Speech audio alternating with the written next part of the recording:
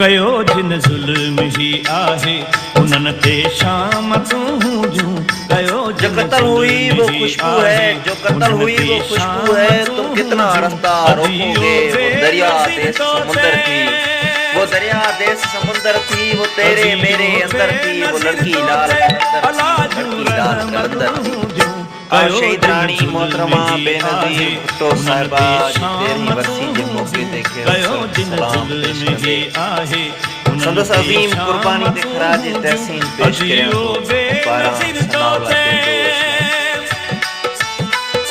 अदियो बेनज़ीर तो ते अला जूं रहमतूं जूं कयो जिन ज़ुल्म ही आहे उन्हनि ते शाम तूं जूं कयो जिन ज़ुल्म ही आहे।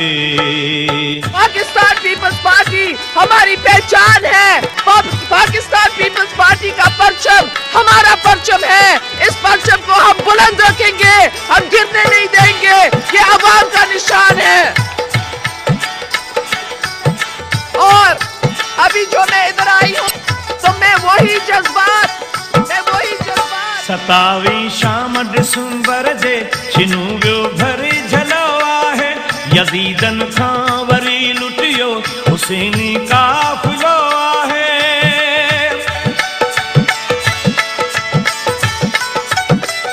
साॻियो शहादतन जो ईसो हलियो हिकु सिलसिलो आहे। ॾिसी ही कार कमीनन जी ज़मीन में ज़िलज़िलो आहे, ज़मीन में ज़िलज़िलो आहे। उन्हनि पिंडीअ जे पापिन ते सदाईं लानतूं जूं उन्हनि पिंडीअ जे पापिन ते सदाईं लानतूं जूं अदियो बेनज़ीर तो ते अदियो बेनज़ीर तो ते अला जूं रहमतूं जूं कयो जिन ज़ुल्म ही आहे उन्हनि ते शाम तूं जूं कयो जिन ज़ुल्म ही आहे। गिरती हुई दीवार को, क्या गिरती हुई दीवार को, क्या गिरती हुई दीवार को। तो सच पर चलने वाले लोग बहादुर होते हैं। हमें बहादुरों की जरूरत है, हमें गैरतमंदों की जरूरत है, हमें दलेर लोगों की जरूरत है।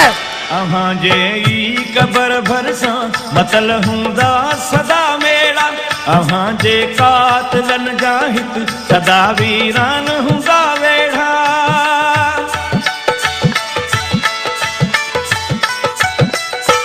मिलंदुन को न को लाशो सरियूं थींदा उहे ज़रड़ा मिरूं मरदूद मरंदा से पवंदन जीअ में कीड़ा पवंदन जीअ में कीड़ा। उन्हनि जे कुल अयालन ते सदाईं आफ़तूं जूं उन्हनि जे कुल अयालन ते सदाईं आफ़तूं जूं अदियो बेनज़ीर तो ते अदियो बेनज़ीर तो ते अला जूं रहमतूं जूं कयो जिन ज़ुल्म ही आहे उन्हनि ते शाम तूं जूं कयो जिन ज़ुल्म ही आहे।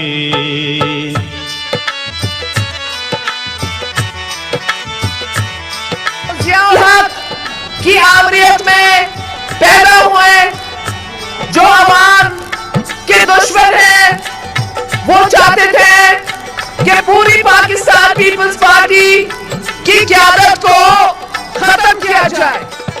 मिलियो थई शर्फ शहादत जो जन्नत में जर कंदी हुंजे गॾु ख़ातून जन्नत सां जी जी झूमदी हुंजे।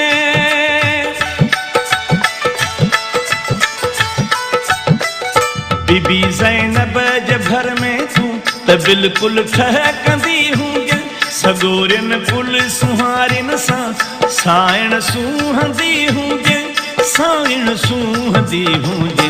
कंदियूं हूरूं हज़ारें उत तव्हां जूं ख़िदमतूं जूं कंदियूं हूरूं हज़ारें उत तव्हां जूं ख़िदमतूं जूं अदियो बेनज़ीर तो ते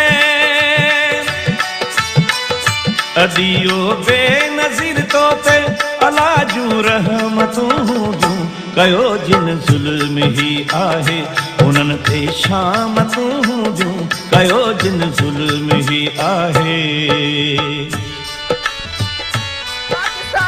पाकिस्तान होने का मकसद ये था कि अवाम के हकूक़ की जान लड़ी जाए और इसका मकसद आमिर के खिलाफ जंग लड़ने का मकसद था। पाकिस्तान पीपल्स पार्टी कायम करने का मकसद अवाम की खिदमत करना था। जीअण हाणे जदन जहिड़ो सूरज साह पियो निकिरे बिना तो भेण जे हाणे न हिकिड़ो पल थो गुज़रे।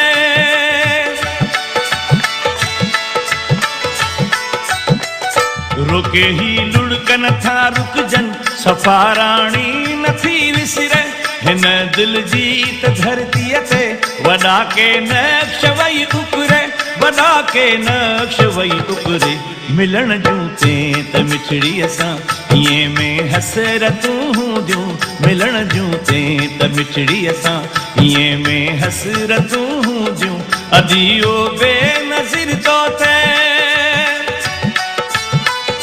अदियो बेनज़ीर तो थे अला जूं रहमतूं ॾियूं कयो जिन ज़ुल्म ही आहे उन्हनि ते शाम तूं ॾियूं कयो जिन ज़ुल्म ही आहे उन्हनि ते शाम तूं ॾियूं अदियो बेनज़ीर तो थे